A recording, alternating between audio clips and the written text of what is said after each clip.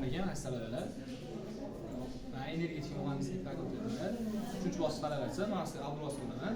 Hozir biz laboratoriya sharoitida, laboratoriya stendlaridan foydalanib 3 fazali transformatorni, ikki cho'g'lanli 3 fazali transformatorni 3 ulangan sxema orqali qisqasi shu 3 burchakni quramiz. Hozir bizda laboratoriya stendlaridan kerakli asboblar, ladder, kuchlanishni rostlash uchun va kosmik quvvat koeffitsiyentini aniqlovchi qurilma. Transformatorimiz multimetrlar.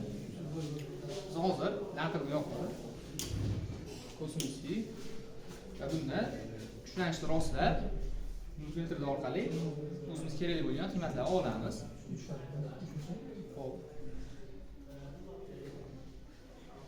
Bizda qiymatlar mana hayvon ko'rsatyapti. Shu qiymatlarni o'lchab sizlarga tahlil qilib beramiz.